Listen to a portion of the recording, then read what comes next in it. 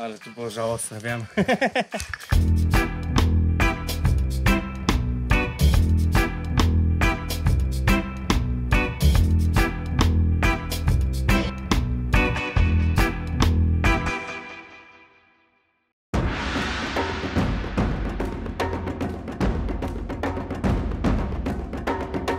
Witam Was w Burkina Faso. Ksiądz Paweł powiedział mi, wiesz co, odpuść sobie całkowicie w Burkina Faso autostop, bo jest tutaj ogólnie rzecz biorąc konflikt niedobry, ale wyobraźcie sobie, że no tak mnie jakoś wzięło, że tutaj złapałem, bo tutaj jeszcze jest bezpiecznie, ale już dzisiaj będę wracał autobusem i jeść, no on też jest hardkorowiec i on powiedział sam, mówi, nie teraz. Nie teraz. A teraz jadę z księdzem w ogóle, złapałem właśnie księdza, bo czekałem na autobus, ale machnąłem, bo sobie jechała Toyotka i się okazało, że jedzie. Powiedziałem, że jest z Polski, to od razu powiedział o naszym papieżu, więc wiecie o co chodzi. No dobra, jadę przed siebie.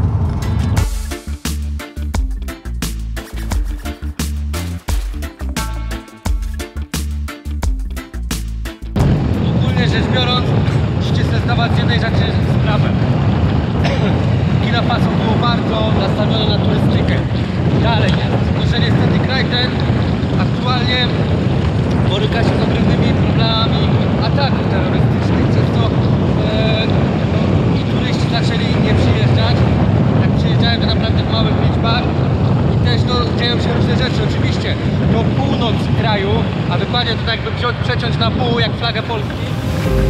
Kraj to na północy ma problemy duże, to na południu jest ok, aczkolwiek zdarza się, że nawet w tych terenach coś się dzieje. Przykładem tego jest fakt, że widzieliśmy wczoraj posterunek policji na granicy, który był cały w dziurach od kul, co oznacza, że po prostu było strzelanie podobno niedawno.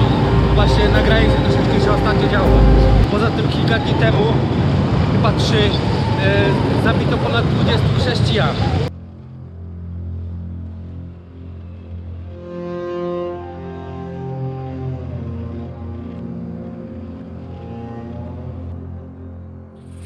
No cóż, dotarłem na miejsce. Niestety trzeba opłacić na wiosce wejście i dostać człowieka. Ja do gościa mówię, panie, ty nie umiesz, tłumaczyliśmy sobie to, wiecie, na migi. Ty tak angielskiego nie umiesz, ja francuskiego, no dajmy byle kogo, żebym tam ze mną poszedł, bo nie można iść samemu. No to dostałem łebka. No ja nie biorę leków od nowego roku, prawie w ogóle na astmę. No jest źle. Nie wiem, czy tam dojdę, mimo że jestem na miejscu. Czuję się, wyglądam tak, jakbym wszedł na ten 4000. Jesteśmy w wiosce Ninsagoni. O co w niej chodzi? Oczywiście wioska ta już dawno nie działa, bo po co? To już nie te czasy. Setki lat minęło, więc nie ma po co tu być, ale na szczęście nikt tego nie zniszczył. Tam na dole mieszkają ludzie, być może ci, którzy mieszkali niegdyś tutaj. A co to za wioska? Zobaczcie sami. Są to zgliniane, z błota, z gliny, tutaj wyrzeźbione w skale różnego rodzaju domy oraz spichlerze. Czyli taka formacja, którą widzicie tutaj, no to jest wiadomo spichlerz. Pokażę wam wnętrze takiego miejsca. W taki oto sposób wygląda. I tutaj był po prostu spichlerz. Jak widać, tutaj były drewna dane po to, żeby można było coś w nich trzymać. Domy za to są tutaj uformowane. No i domy jak to domy, no. Domy w Afryce najczęściej, no chyba że jest pora deszczowa, no to bądźmy szczerzy, wtedy troszeczkę więcej się siedzi w domu, albo najczęściej to oni nawet domów nie siedzą w domach, tylko w wiatach, bo o co chodzi? Afryce dom jest niepotrzebny, on jest tylko po to, żeby się przespać. Jak się prześpią, to wychodzą z domu i tyle imprezy. Nie ma czegoś takiego, że wyganiasz dzieciaka z domu, żeby poszedł się bawić z kolegami na podwórko, bo w tym domu to tylko musi się wyspać. Więc takie formacje małe, gdzie się zmieściła rodzina afrykańska. W tamtych czasach nie wiem, ile było dzieci w jednym domu, ze względu na to, że no weźmy sobie pod uwagę jedną bardzo ważną rzecz. Umieralność dzieci w Afryce niegdyś była tak spora, że kobieta się decydowała właśnie rodzić 8 z dzieci, z czego tak naprawdę przy porodzie połowa mogła umrzeć. Dlatego domy były takiej wielkości. Ale mnie zgrzało, ja pierdolę. Nie pamiętam takich czasów od nigdy. Oho, mój panie. No to Ale limit. Limity. ec problema. Jeśli jest zabronione, to jest zabronione. Jestem tutaj z miejscowym. Chłopiec na pewno nie pogardziłby na mnie naskarżyć. Na pewno też by nie pogardził 5000, czyli 35 złotymi, żebym mu zapłacił i żeby milczał. Nie zrobię tego. Bo już od małego go nauczę, że można brać łapówki i robić przekręty. A niech on się właśnie wychowa w tej... To jest to pierwsze pokolenie, które nie widziało wojny. Mimo że gdzieś tam trwa niedaleko. Pierwsze pokolenie, które być może wychowa się, że nie będzie płaciło łapówek, mimo że teraz się płaci, ale może on nie będzie. Dlatego nie można doprowadzić do tego, żeby zdemoralizować jego i jego poglądy. Więc muszę się dostosować do tych zasad i po prostu zawrócić. Niestety Afryka jest zdemoralizowana skrajnie, jeśli chodzi o korupcję i wszystkie inne takie rzeczy. Dlatego młodzież jeszcze jest nieskażona tą całą sytuacją i w ten sposób możecie im pomóc. Nie idąc sobie ulicą i dając mu dolara. W ten sposób go demoralizujecie. Możecie w inny sposób zrobić. Na przykład gdzieś chyba to w odcinku pokazałem, że dałem dziewczynce tam 2 czy ileś złotych, żeby mi szmatką przetarła plecak, bo miałem brudny. Ona wzięła szmatkę, namoczyła, przetarła ładnie, mi umyła plecaczek. Zarobiła w ten sposób 2 zł. Oczywiście ja to mogłem zrobić w ciągu 2 minut. Ale chciałem jej dać 2 zł, ale nie chciałem jej dać tak o. Więc zrobiłem w taki sposób. I uwierzcie mi, że ona była zadowolona i już sobie pewnie pomyślała, jak zobaczy białych, to zapyta: dzień dobry, a może by tak panu wyczyścić plecak za 2 zł? Ja wam jeszcze jedną rzecz pokazać. Widzicie to drewenko? To są naturalne afrykańskie schody do spichlerza. Ona jest ogólnie... O, pardon. One jest zawsze odwrócone i wtedy ma takie schodeczki zrobione po tym drewnie i dzięki temu można wejść do góry i się wspiąć. A co jest nad wioską?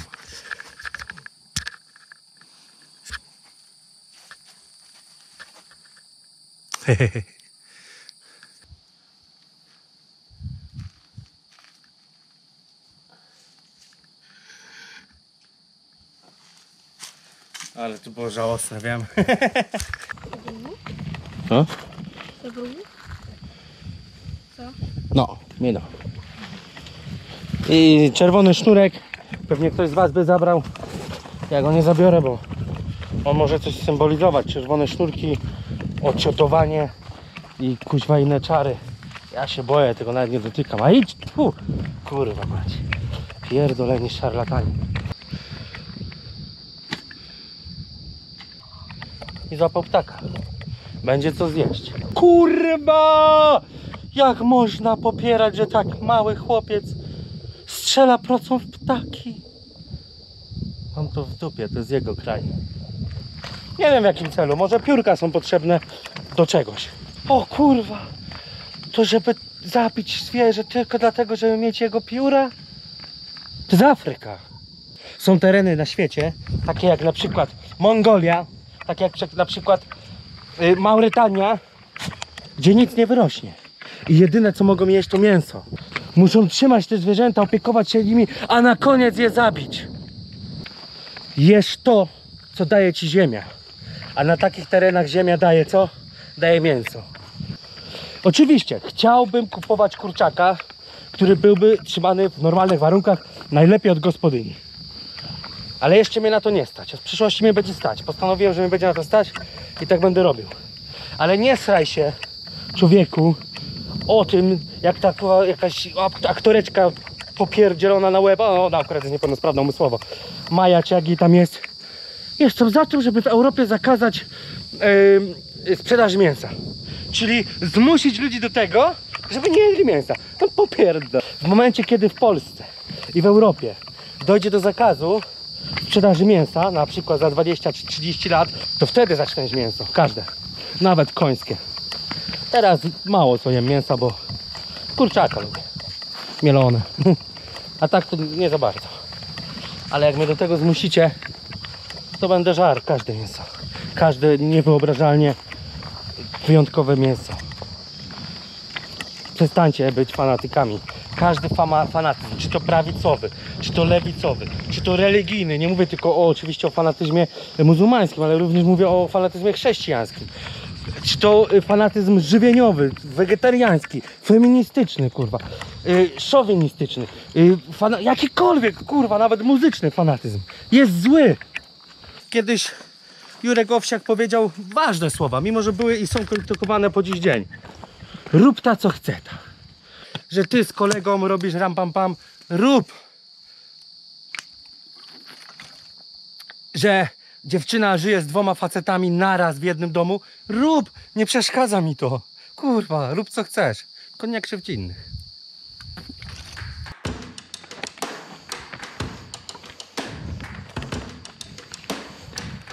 No to tu dużo mówić, doszliśmy. Wziąłem sobie fantę. Mojemu małemu przewodnikowi też wziąłem fantę. Cieszy się i se szporuje, czyli oszczędza. Niby nazistowski napój, a taki dobry.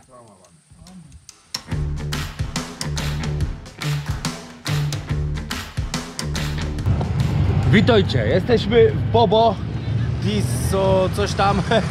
I ogólnie rzecz biorąc jest tutaj jedno miejsce, jedno jedyne miejsce. Oczywiście oprócz jeszcze starych dzielnic, ale tutaj już się mnie czepiają, więc ja nawet nie mam zamiaru łazić tam z kamerą. Ale jest jedno miejsce, które bardzo warto zobaczyć. Jest to meczet. Meczet ten jest zbudowany metodą bardzo tradycyjną, afrykańską, a mianowicie jest zbudowany z gliny. Ktoś by powiedział z błota, no ale z gliny. I zobaczcie sobie sami, jak to pięknie wygląda. Oczywiście pomalowali niestety na biało. Chyba niedawno, bo na zdjęciach jeszcze jest piaskowy. Trochę mnie bardzo zdenerwowali w ten sposób, bo byłby większy efekt, ale ogólnie rzecz biorąc traktują to jako świątynię, a nie jako chyba typowo atrakcję turystyczną. No cóż, ja aktualnie sobie nogawki założyłem. Zobaczymy, jak wygląda w środku. Muszę ściągnąć sandały.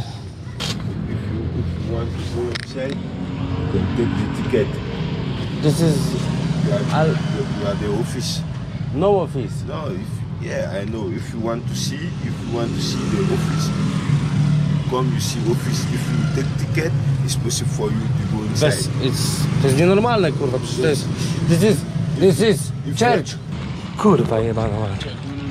Niestety jest piątek, to fakt. Ksiądz mi powiedział, że może w piątek mnie rano wpuszczą, dlatego jestem nad samym ranem. No nic.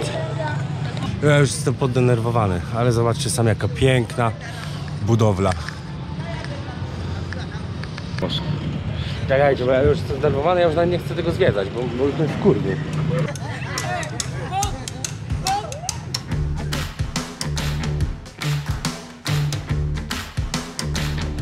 Siemanko, witam was serdecznie, jestem właśnie w fabryce browaru u pana Wojciecha, Polaka, który w sumie to dowiemy się, czym się zajmuje dokładnie, a tak na wstępie to pokażę wam osła. A tak w ogóle to jesteśmy w Ouagadougou, stolicy Burkina Faso. Idziemy zobaczyć, jak produkują browar w Afryce, czyli na pewno robią to na kamieniu i wiecie, rozlewają wręcznie do butelek i w ogóle tak jakby robili koktajle Mołotowa. Zobaczymy, czy tak jest, czy też nie. No przed wami tankofermentory z piwem. Każdy zbiornik to 900 hektolitrów piwa. 900 hektolitrów piwa i tak nie wiemy w sumie ile to jest. 90 000 litrów. Czyli starczyłoby na prawdopodobnie 5 godzin na festiwalu Woodstock. Pewnie tak. Dokładnie. Ogólnie rzecz biorąc, jak widać, nawet w Afryce trzeba sprowadzać Polaków, żeby tworzyć piwo, no bo przecież kto się na tym najlepiej zna, jak nie my. No znamy się. A ci jeszcze Niemcy są rzeczywiście dobrzy, Czesi. Czesi bardzo dobrze. Tak, Czesi akurat to są chyba numerem 1, jeżeli chodzi o Europę. No, Spożycie piwa. Jeżeli chodzi o spożycie piwa, tak, byłem zdziwiony, bo myślałem, że Niemcy, a się okazało, że to są Czesi. No weszliśmy w tej chwili na halę produkcyjną, gdzie jest 5 linii rozlewniczych. Mamy część w tej chwili, gdzie rozlewamy piwo w butelki szklane. Dobrze. Już się można zdziwić, jest pełnoprawna linia produkcyjna. Masz depaletyzację skrzynek z tymi butelkami. One przechodzą jeszcze przez mycie. Wszystko jest myte, wszystko jest gitmajone. A linia produkuje 30 000 butelek na godzinę. 30 000 butelek. Tutaj masz maszynę, która wyjmuje puste butelki ze skrzynek.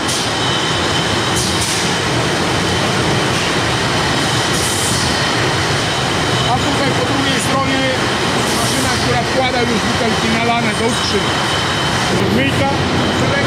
Szczerze zawsze zastanawiałem się, jak to wygląda. To jest wstępne namaczanie, spłukiwanie kurzu, bo w Afryce tutaj mamy bardzo dużo kurzu, więc spłukujemy je jeszcze przed Dobrze. wejściem do myjki. A czy to są butelki wymienne? Tak, Aha. takie są myte. To jest inspektor do butelek umytych, który sprawdza, czy butelki nie zawierają jakichś nieczystości. To jest obraz live z kamery, która sprawdza dno butelki. Czyli inteligentny komputer, który robi coś, co kiedyś robił człowiek. Tego człowiek nie był w stanie zrobić. Tutaj jest kamera, która sprawdza szyjkę, czy nie jest wyszczepiona. O kurde.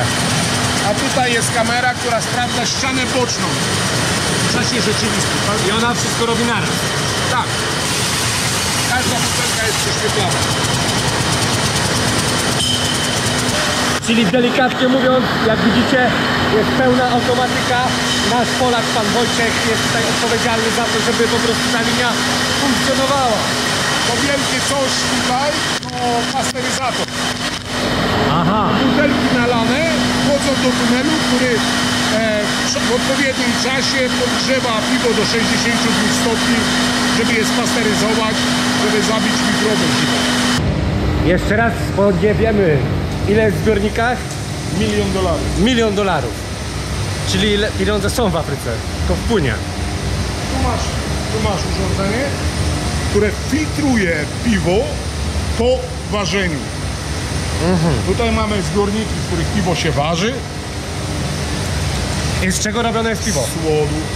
Czyli Takiego u nas się samego jak mówi... w Polsce. No bo właśnie u nas się mówi, że z chmielu, a to jest Nie, tylko nie, dodatek nie. jakiś mały. Piwo podstawowym składnikiem jest słód.